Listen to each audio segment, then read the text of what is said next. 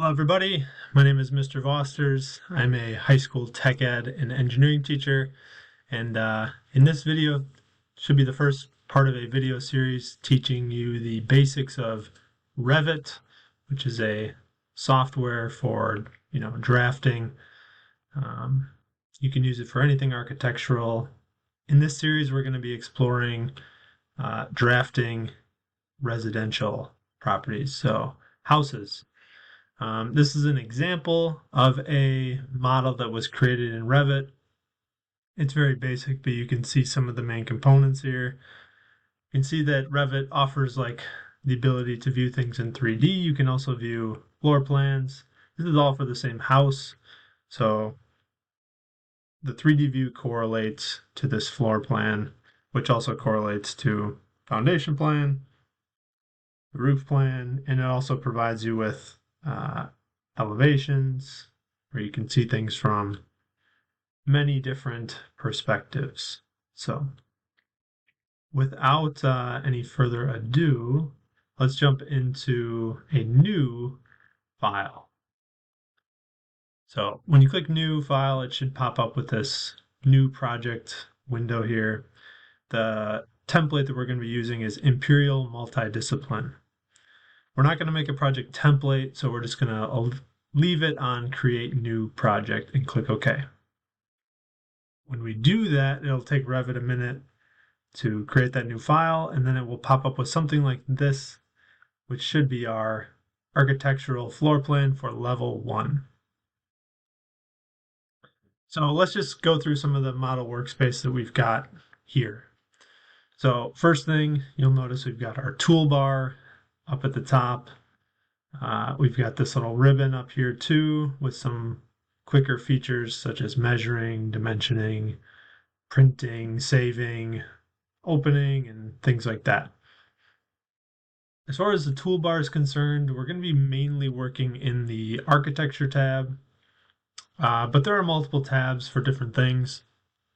Architecture tab is going to allow you to make walls, doors, windows, a lot of common things: ceilings, floors, roofs,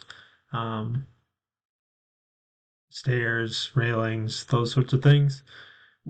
We probably won't get into the structural tab in the toolbar in this video series, but you could use it for things like beam analysis. If you wanted to have foundation walls, you could add them through here. There are a lot of other tabs that we will not be really touching. The insert tab will get some use. We'll be inserting some images just to help us kind of model things. The annotate tab can also be useful for annotating things, adding text and whatnot to your model. We'll also use the manage tab a little bit. This can be used for a lot of different things. Adding parameters, materials, those sorts of things. Let's see, what other ones will we use? View will allow us to create 3D views, section views, elevations, different things like that. If we're going to do any rendering, that would be done in here as well. And then the modify tab will get used pretty frequently as well to help us align things within our model, move things, measure things.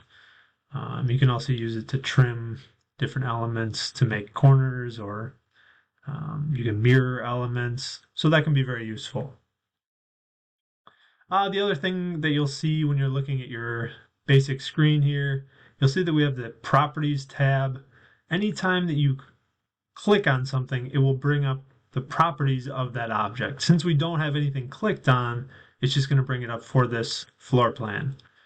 Let's see if I can click on anything and get that to change. So when I clicked on this little section arrow, it does indicate that now we're looking at an elevation. So it brings up the properties for that elevation. If I click on this line, it changes as well. But what we really will use that for mainly is if we make like a wall, for example. So I'm just going to draw a quick wall. Hit escape to kind of get out of that. Now if I click on this wall, it's a top-down view of the wall, so it looks, you don't see any 3D properties of it. It's just top-down view. So if I click on that wall again, we can change the properties of that wall. We could select different types of walls.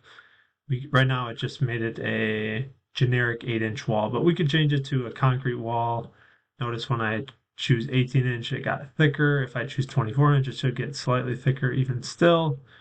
We could also select like brick on wood stud.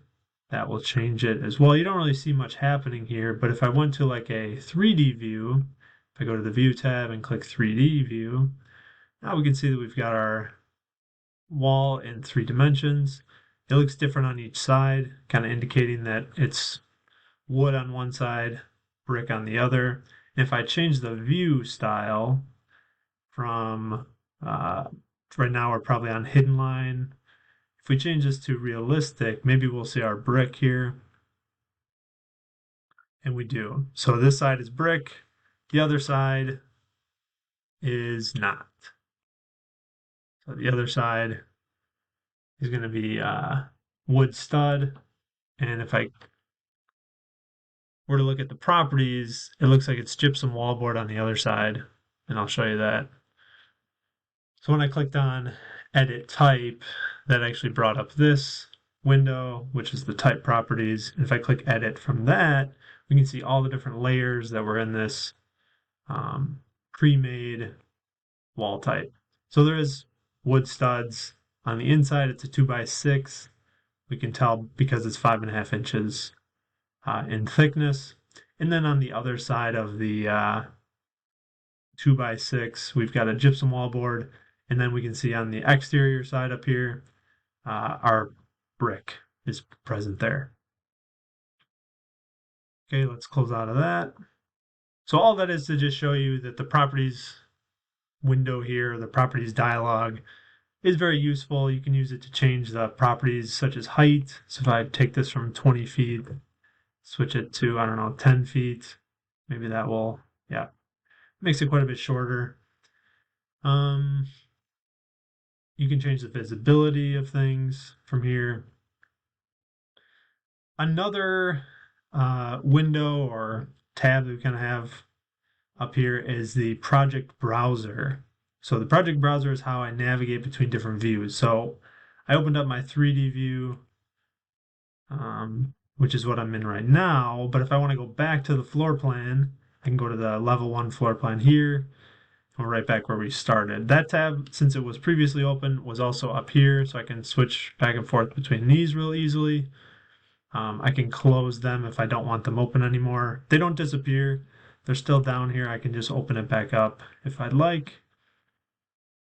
You'll also see that Revit kind of creates a bunch of these on its own when you make a new file. So now we have our east elevation, we've got a north elevation, south elevation. So if I switch back to my realistic display, we should see that the north and south look quite a bit different here. So north, you can see the brick, whereas from the south, we just see that gypsum wallboard. Doesn't have this nice fancy pattern there. Okay, so that's the project browser. We're not going to use a lot of these different sheets that we have, but many of the ones that are prefabricated we will use. You know, if we create a level 2 in our building, then that will be already made for us. So I showed you the elevation views, got the floor plan views. You can make a 3D view from the View tab. Once it's been made, you can access it here from the coordination, 3D views, 3D. All right, so if I change something in one view, let's say I make it taller here. Now it's 30 feet tall. It should change it in all of the elevation views. So this is one of the big benefits of Revit over doing drawings on paper. If you were to change one thing on paper, obviously it's not going to update on the rest of your sheets. So this can really help make changes happen much quicker. So that's how you can kind of navigate the views and explains how Revit kind of works under the scene or behind the scenes. If you're trying to move around in Revit, so it's best if you're using a mouse. You can use the mouse wheel to zoom in, zoom out. We've also got this little view cube up on the top, especially nice in the 3D view. You can kind of move around. I don't like to use this all that much. It's a little bit tedious. What's actually easier is if you hold the shift key and you hold your mouse wheel in, you can just kind of move around on your own however you'd like. That's a little bit easier for me. And then if you push in the mouse wheel, you can pan, so you can kind of move the screen back and forth like this, instead of having to go down to the bottom and top and use these little sliders. So it's just a little quicker. Just push in the mouse wheel, hold it down, and then drag your mouse kind of back and forth. If you click and drag, you can select different things. It's going to work differently if you drag from top left to bottom right. If you go from top left to bottom right, it's only going to select the things that are fully enclosed by your mouse. So if I don't get the entire wall enclosed in my mouse little area here, it won't select it. However, if I go from bottom right to top left, anything it touches will be selected. That's why if you click and drag, depending where you start and finish, it may select different things. So you can use that kind of strategically to select what you want to select. If you ever want to get out of something that is selected, just hit the escape key a few times, and that's a real quick, easy way to kind of get out of different menus. Let's see, what else? The elevation views will be very important to us. So if we go to the east view, you do want your houses or your buildings levels to be kind of set up properly. So if you're going to have levels that are farther apart, you want to set those up here before you really start building anything, because then you can use these as a reference point anytime you build anything. So if I want to have like 14 feet of space from the level 1 to level 2, I could change this to 14. Typical house, this might be 9 feet or 10 feet. So you can adjust that real easily. The reason that's nice, if I go click on my wall, instead of it just being unconnected, I can have the top constraint be level 2. So now, no matter where level 2 is, it should always keep my wall all the way up to level 2. So if I make this 11 feet, you notice how the wall is still connected. If I made it 21 feet, the wall is still connected. So that's kind of a nice feature. And one of the reasons we want to actually have our levels be appropriately set.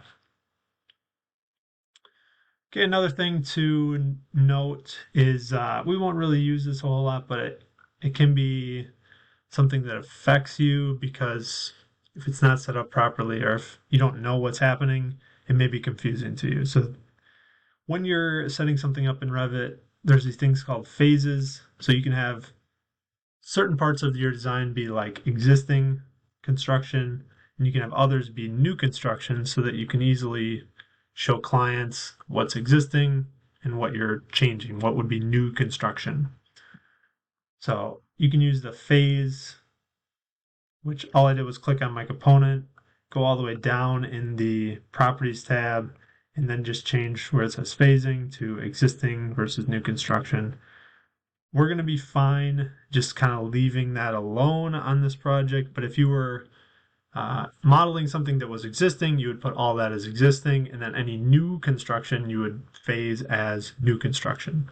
So just to give you a quick preview of where we're going from here, I'm going to kind of introduce what we will be modeling together, and that is this floor plan, or this home right here. We're going to be doing a very simple recreation of this house. So if I kind of scroll through, we can actually see this is a local house, local to where I teach. So we're going to just be kind of using this floor plan as a reference. We're going to be going through and modeling this house. So we're not going to do it in perfect detail, but we will be kind of just using it as a reference. It's always nice when you're learning a new thing to have kind of a target or a goal in mind. So this will be our goal, is to model this with pretty decent accuracy. Okay, so that's what's coming in the next video. Thank you again for watching. I will see you in the next video.